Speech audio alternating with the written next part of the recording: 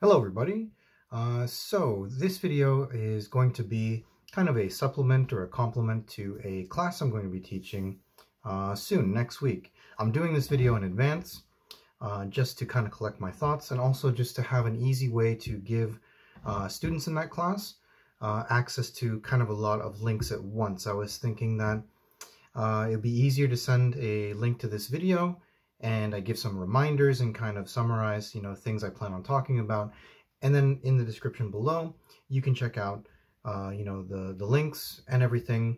This can also serve another purpose, which is if you are somebody who is new to backpacking and you happen to stumble upon this video, or if you're a subscriber, you can feel free to, use this information as you'd like. I encourage you, of course, if you're new to backpacking, to check out, some of these resources and some of the things I have to say. Hopefully that will be helpful. But for students that will be, in my class, I'm going to be doing a class for beginners, for backpacking. And I did it just because I wanted to just give something back to the community. Now that the pandemic is winding down, I wanted to, I've been planning on doing this, for some time, where I just, because many people have, of course, taught me things, and I'm grateful for the things that people have, taught me. I've also learned a lot of things the hard way, and so I also want to prevent others from, having to learn things the hard way like I had to do over the course of like over 20 years that I've been wilderness backpacking. So this video is going to be relatively short. I don't want to drone on too much. I can be rather long-winded. That's what the class is for, but okay. Those of you that are, say, more experienced backpackers, feel free to also chime in. I'm going to be giving specific information for my locale, which is Scandinavia, and so some of the links in the description are going to be more for the students of the class. It's going to be more relevant for this locale.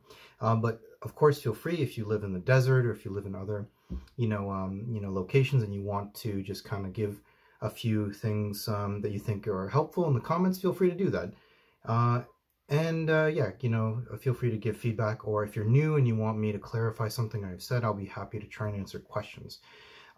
So what my intentions are, my plans are for this class is that I'm going to talk about first kind of why go backpacking, what are the concrete benefits, but then also some other kind of bigger complications. There are many nuances to wilderness backpacking, and we'll even talk about the politics of it, the environmental aspect of it, etc. But so that I'm not going to cover in this video. That's a topic for a whole nother video, really.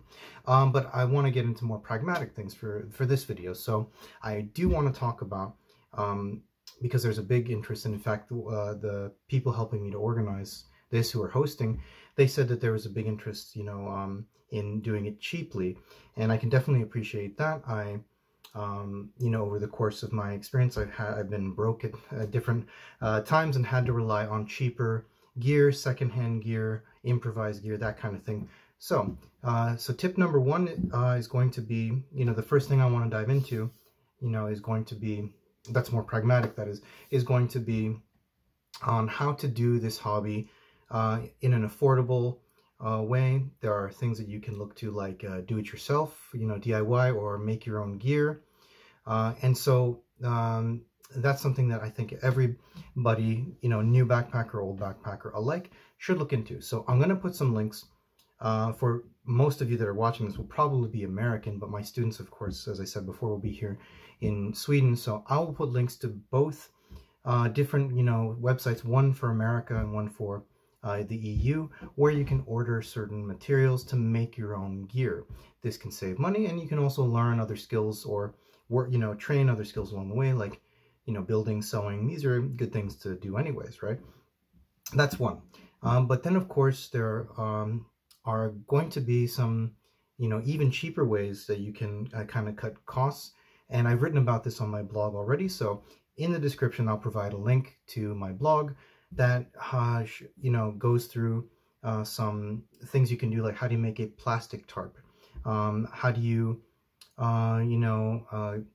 you recycle certain things, like, there are easy things like water bottles and such, but you can also make things like, accessories, like, say, a hip pouch, or a you can make some, like a shoulder pouch or something to complement your back. You can even make a backpack.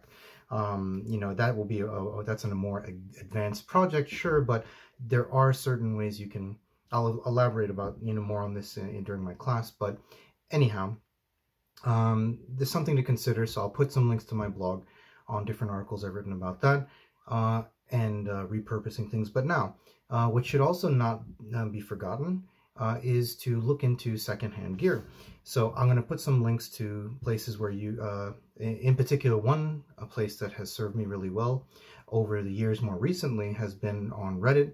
There is an ultralight gear, used gear subreddit. So I'll put a link to that. That's mostly Americans, but there is a significant amount of EU people that I've seen selling gear on there or buying gear on there. So it's definitely something to check out. And then, in the class, I'll talk about different kind of cheapo goods you can find at,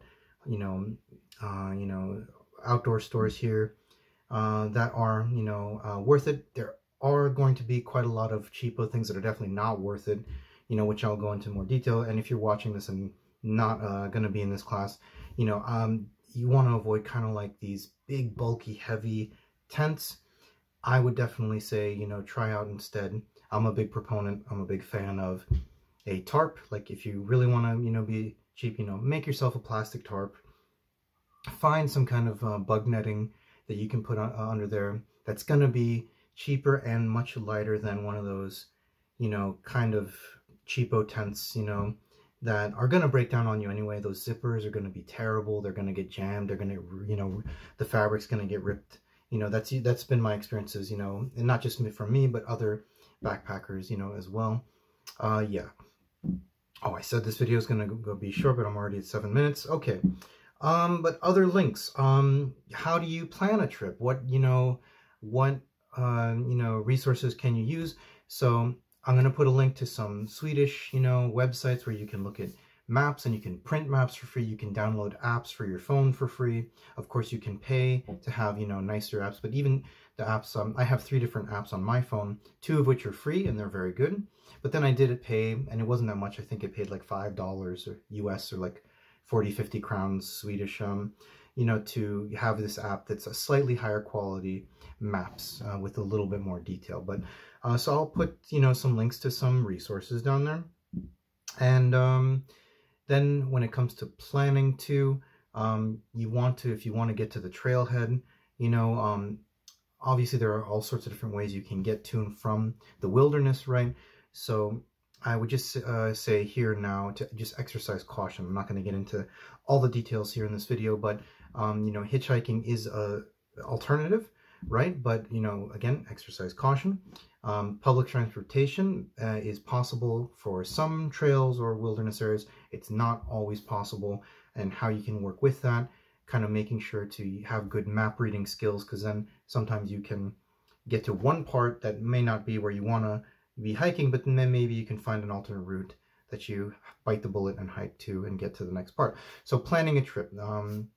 And yeah, I think I don't want to cover too much because I don't want to have this be too complicated, but these are some things for, absolute beginners that are just looking to, get into backpacking. In short, summary of what I plan on talking about, why go backpacking. It's a good activity to do for your mind and your body, right? It's healthy and you feel free. And you know what, actually, since I'm going to be putting a bunch of links, one thing I can put a link to some studies, maybe 1 or 2 studies that demonstrate that there is, positive things that happen to your brain, right? It's good for, certain things for your mind, right? So mentally, it's healthy to go on hikes, go out and sleep in the woods. But also physically, obviously, it's a demanding activity. You're hiking up and down, often, through hills and mountains, right? But even if you're hiking, on flat terrain, you're carrying your backpack and all that. Yeah, so those are some, good reasons to go, hiking. How to get cheap gear that's serviceable, that's, decent, right? And then how can you plan your trip, right? You say, okay, I want to go check out this area. This looks like it's promising. Maybe I would definitely say if you're a beginner, start with a marked trail. You could even do a day trip, starting on a marked trail and following that. you know, but just making sure to have a plan B and even a plan C. Okay, if I need to bail, what do I do? If I get lost, what are some big landmarks? These kind of things. Again, I'll talk in more detail, you know, during the class, but for those of you watching, you know, that are not going to be there, look into this, right? You don't want to get lost and have, you know, to call, you know, search and rescue, any of that. And then, yeah, some, you know, resources for planning are available. So either you can ask people in your area, you can look for forums and ask, okay, I want to hike here. You can also take advantage of people with experience online, you know, but do take things with a grain of salt. There are people that, you know, don't know what they're talking about, so do be careful. Try and get a consensus of the area you're going to, and don't, you know, overlook technology now. Smartphones are a great tool, but also as a precaution, especially for new backpackers, you should have some kind of printed maps. I don't have an example here, unfortunately, as like a prop, but I always take like maps, printed maps that I put in like a plastic bag to waterproof them as a just in case. And in fact, it saves battery too. If I'm at a shelter or if I'm in my you know, under my tarp and I want to read maps and save battery on my phone, then I can just, you know, take out the paper maps and, you know, read them. You're gonna, you know, spend a good amount of time reading maps. It's a good habit to get into anyway. Yes, so I think that's these are some good places to start. I'm sure that when I teach the class, when I'm there in front of people, it will be a dynamic discussion. I'm sure other things will come up, but I didn't want to forget about, again, I wanted to just collect my thoughts and kind of present them. And again, hopefully this will just, if you stumble upon this and you're a new backpacker, then great, you have some information to work with. All right. Well, yeah, thanks if you're a student who came to my, you know, my class, you know, thanks, and I hope it was helpful for you. And everyone else, thanks for watching, and yeah, happy trails out there. Goodbye.